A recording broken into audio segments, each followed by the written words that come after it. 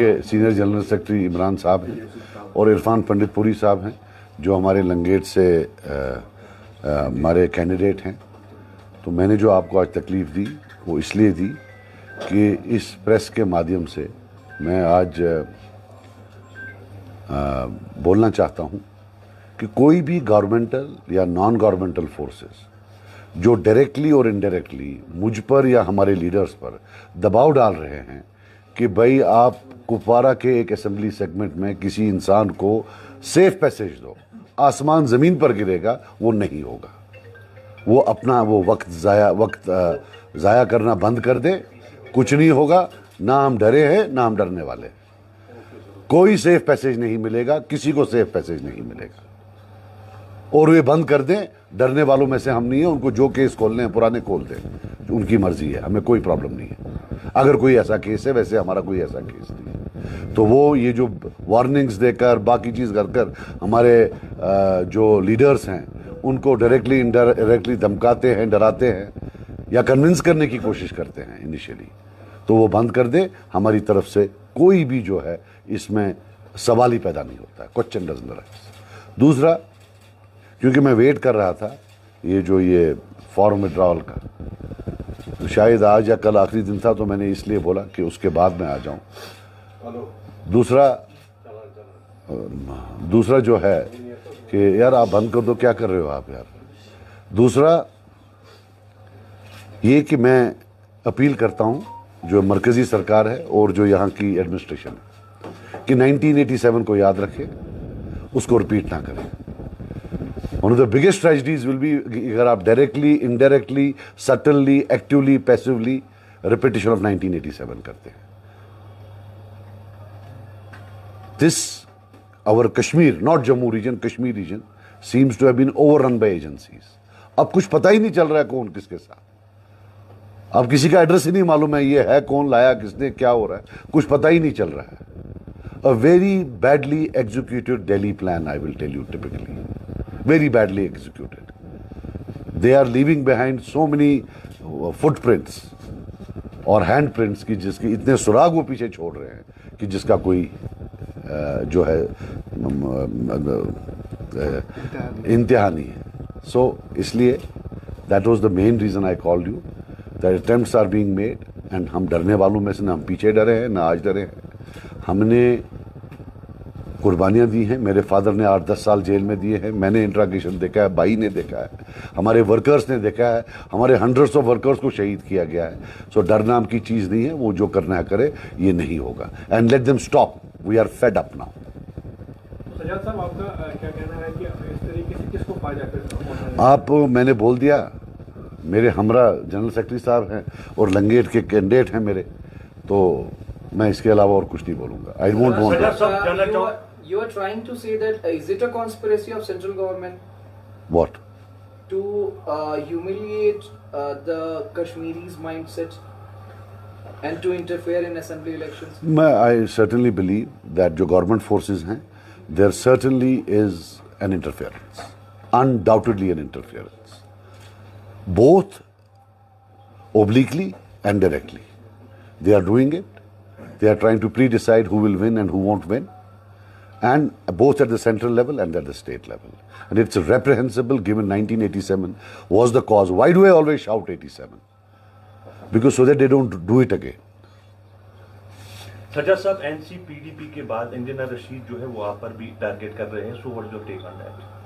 नहीं, मुझे क्या टारगेट करेगा वो तो खुद आज कटहरे में है। इतना बैडली एग्जीक्यूटेड प्लान तो दिल्ली ने 1947 से नहीं किया जितना ये बैडली एग्जीक्यूटेड है। इसको तो बदबू आ रही है बीजेपी की इस प्लान को। एक कोई प्लान होता है, नहीं आती तो है।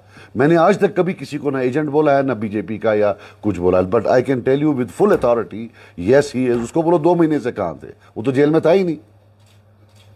वो कहां था जेल में पिछले 2 महीने से? He was not in the jail for the last 2 months. Delhi का एक टिपिकल है कि जब किसी के साथ बात करनी उसको दाखिला देते हैं। अच्छा, और हम रहे हैं इसमें, हमने जेल देखे हैं, हमारे साथी जेलों में थे। जब बातचीत करनी हो तो वो बंदा बीमार हो जाता है, फिर उसको हॉस्पिटल लिया जाता है। ये तो 1990 में पहले मैंने देखा है, 91 में, सॉरी 91 में मैंने देखा है पहले। So this is not something new. We have seen it in the past, but it is very badly executed.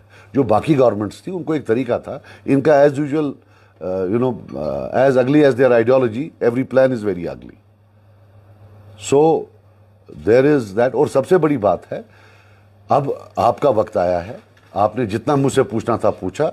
अब अगर आप, if you have that, that journalistic fervor, that spirit of journalism, now go and ask Umar Abdullah who was BJP. जो पिछले 4 महीने से, जनवरी से लगा रहा बीजेपी कौन था BJP? Who was the victim of BJP and who was with BJP? Was I a victim of BJP or was I with them? वो दिल पर हाथ रख करके. ये क्या वहां से अगर आता है, वो मोहम्मद साहब बोलते हैं कि इंजीनियर रशीद बीजेपी का आदमी है, वो वहां से आकर सिर्फ मुझे अटैक करता है. अगर वो बीजेपी का आदमी है तो मुझे क्यों अटैक करेगा? As per Omar Abdullah. So if Omar Abdullah says he is a BJP man and he is attacking only me, mainly attacking me, what does it mean? That he has been lying through his teeth. मुझे कोई बात नहीं है, but let him now keep quiet. I will tell you one thing, let them stop humiliating Kashmiris in front of the whole world. A person comes on TV, महबूबा जी के साथ लाख के खिलाफ, but look at the language he used. अगर दिल्ली को ये लगता है कि उनने कोई गुंडा रखा है, जो भी कोई कश्मीरियों की बात करे वो रिलीज करके उसकी पगड़ी उछालेगा, वैसा नहीं होगा. वो गया, it's over. I think the whole population of knows where he stands. ये सीधा है भाई, ये गुंडा है भाई, ये वो क्यों ज्यादा बातें कर रहा है? चलो भाई रिलीज करो इसको, वो 2 थप्पड़ मार कर आएगा. So that is how it is. टोपी उछाल रहे हैं. सजाद साहब, जमात इस्लामी भी अब अलायंस में है इंजीनियर रशीद के, तो क्या वो भी इसी नाव में सवार है? देखो यार, जमात इस्लामी की बहुत सैक्रिफाइसेस हैं. I feel sorry. I feel very sorry they are with them, but that does not take it away. I have nothing ideologically in common with them. They voted against me, they will again vote against me. Right? वो मजबूर हैं, क्या हैं, लेकिन दिल टूट गया उनका. मतलब I didn't expect them to team up with someone who is being openly accused like this. At the end of the day, they are a religious party. तो हम जो हैं, we are not based, हम मुसलमान हैं, but our parties are political parties. तो with जमात थोड़ा तो दिल टूट गया, दिल खट्टा हो गया. तो Jamaat and all these political leaders systematically being made irrelevant. कोई देखिए, I will tell you something, हर सरकार जो सेंटर में आई उसको लगा कि इसके बाद कोई और सरकार नहीं आने वाली है. There is never an end in a place like Kashmir और इन अनदर प्लेस.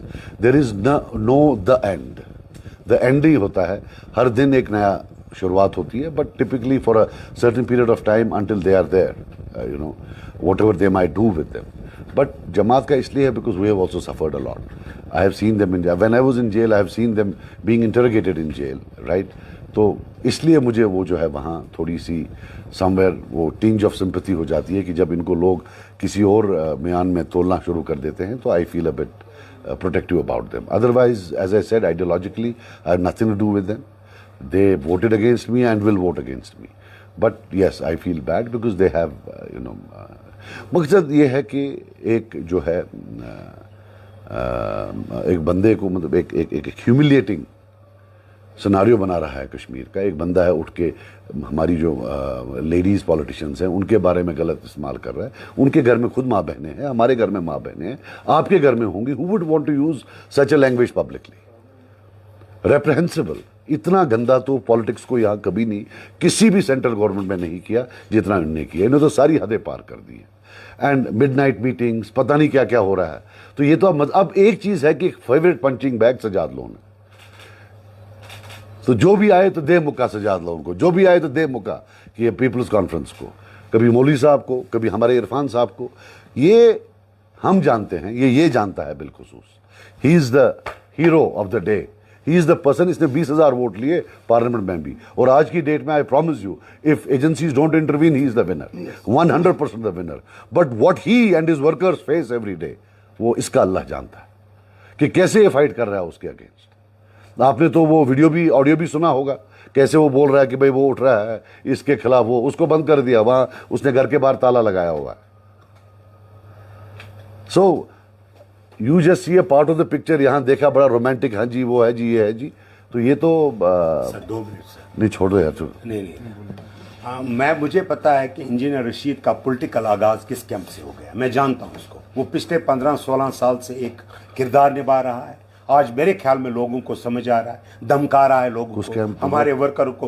किस पॉलिटिकल किस आर्मी कैंप से उसने अपनी शुरुआत की है, कि गलियों से उन्होंने शुरुआत की, हमें पता है। कहाँ नागपुर से उसने शुरुआत की है वो हमारे को पूरा पता है। एक किरदार में था जो वो अब तक निभा रहा था, लेकिन अब हकीकत लोगों को आ गया। चाहे उसका पार्लियामेंट इलेक्शन, चाहे कोई भी इलेक्शन, उसके लिए माहौल बनाया गया तो उसको इलेक्शन जिताने के लिए। आज इतना हमारे वर्करों को इतना धमकाया जा रहा है कि जो कैंडिडेट एक है जिसने फॉर्म भरा उसने घर में ताला लगा के वो भागा है, और दूसरा कैंडिडेट जो उसी के एरिया में उसी के गांव में रहने वाला है वो हमारे पास आ गया ज्वाइन करने के लिए अपनी सिक्योरिटी के लिए। मेरे ख्याल में this matter is very serious. और मैं जानता हूँ वो कितने बदनाम है, ज़मान इकवानी है, मैं जानता हूँ, लेकिन हम फौलाद की तरह पीपल्स कॉन्फ्रेंस का एक अदना सा मैं सिपाही हूँ, फौलाद की तरह इंशाल्लाह उसका मुकाबला करूँगा और इंशाल्लाह आने वाले इलेक्शन में मैं उससे हरा हूँ। Thank you sir, thank you. के सीनियर जनरल सेक्रेटरी इमरान साहब हैं और इरफान पंडितपुरी साहब हैं जो हमारे लंगेट से हमारे कैंडिडेट हैं। तो मैंने जो आपको आज तकलीफ़ दी वो इसलिए दी कि इस प्रेस के माध्यम से